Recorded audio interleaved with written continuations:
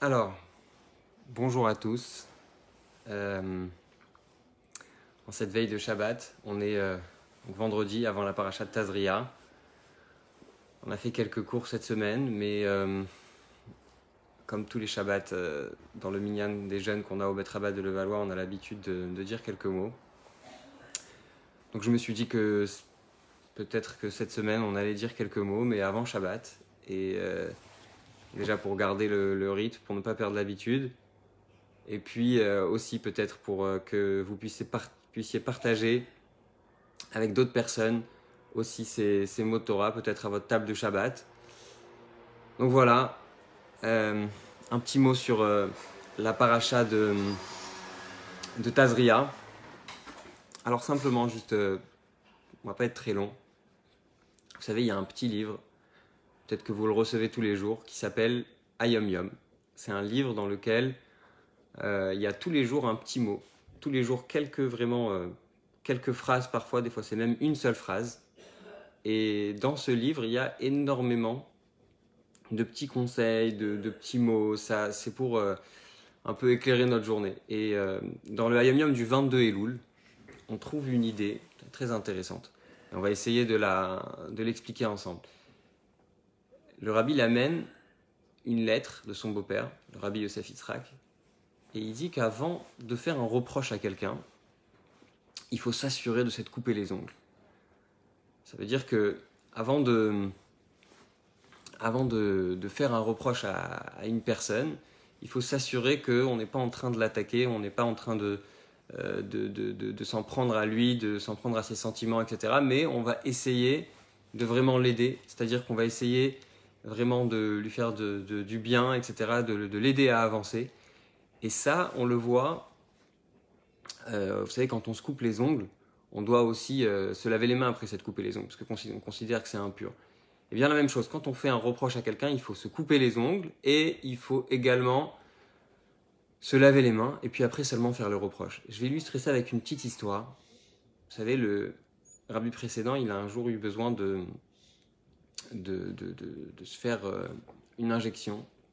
Et quand l'infirmier a voulu lui faire la piqûre, l'infirmier lui a demandé de lever sa chemise et puis il lui a mis un peu d'alcool et il a fait la piqûre. Une fois que la piqûre était finie, il a demandé à l'infirmier, je ne comprends pas, pourquoi est-ce que vous avez besoin de passer de l'alcool, etc. Alors il lui a dit, c'est très simple. Quand on fait une piqûre, on crée une entrée dans le corps. C'est-à-dire qu'on crée un trou et on peut après passer par là. Et il dit, comme il y a une entrée, il peut y avoir énormément de bactéries, énormément de problèmes qui peuvent rentrer.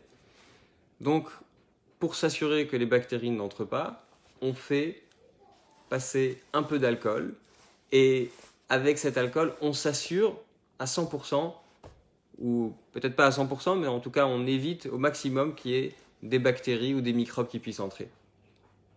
Et quand le rabbi précédent a entendu ça, il a dit, il y a un message énorme là-dedans. C'est que quand on fait un reproche à quelqu'un, eh bien, quelque part, on touche un point sensible.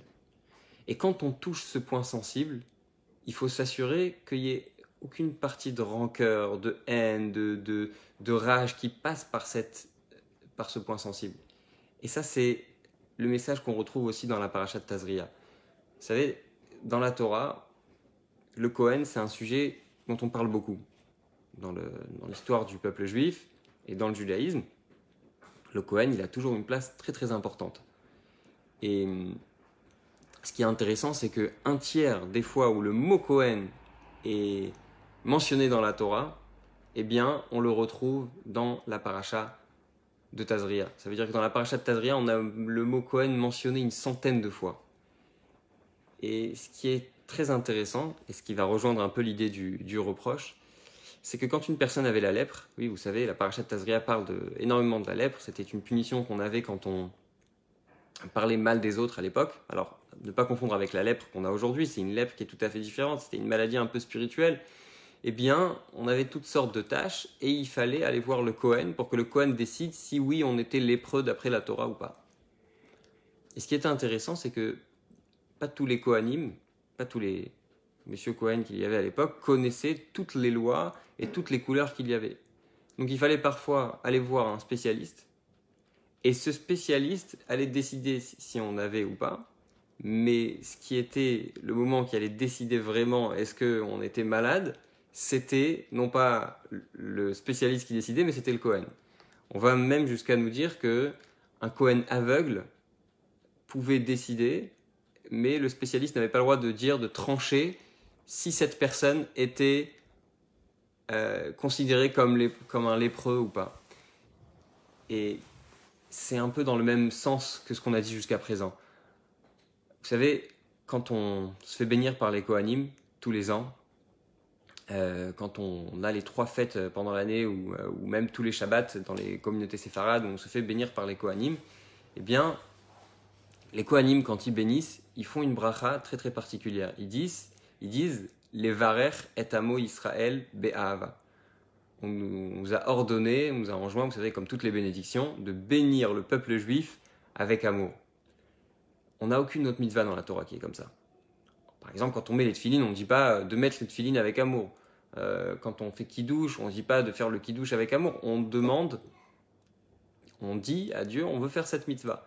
Et la seule mitzvah dans laquelle on retrouve cette idée de le faire avec amour, c'est la mitzvah de bénir le peuple juif, qui n'est une mitzvah qui est valable que pour les Kohanim. Et en réalité, certains veulent même dire qu'en fait, la mitzvah en elle-même, c'est de donner au Bnei Israël cette faculté, cette possibilité d'aimer.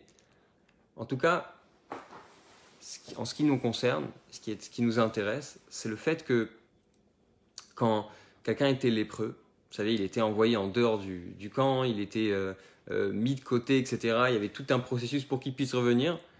Eh bien, la Torah nous dit, c'est une chose qui ne peut pas passer par n'importe quel spécialiste. C'est une chose qui ne peut pas passer par n'importe qui. Il faut que ça passe par quelqu'un dont l'une des qualités prédominantes, c'est l'amour. Et chez qui on retrouve cette qualité prédominante? Chez le Kohen. Parce que le Kohen, il a cette mission constante de toujours être auprès du peuple, de toujours le bénir, etc. Donc voilà, c'est un petit message, c'est une petite idée. Peut-être l'histoire, on pourrait la répéter à la table de Shabbat. Mais en tout cas, on a l'idée, on a l'histoire. Et puis essentiellement, on va essayer surtout en ces temps difficiles, où les gens sont peut-être beaucoup plus sensibles que d'habitude, essayer dans le concret, quand on fait un reproche à quelqu'un, essayer de se demander si réellement on essaye d'améliorer cette personne, ou si on essaye simplement de nous faire plaisir à nous parce que c'est quelque chose qui nous dérange. Donc, c'est très simple. Quand on fait un reproche, se poser la bonne question, se demander est-ce que c'est vraiment quelque chose de nécessaire? Est-ce que c'est quelque chose qui va aider l'autre à avancer? Est-ce qu'on lui a donné toutes les possibilités et toutes les chances de pouvoir s'arranger?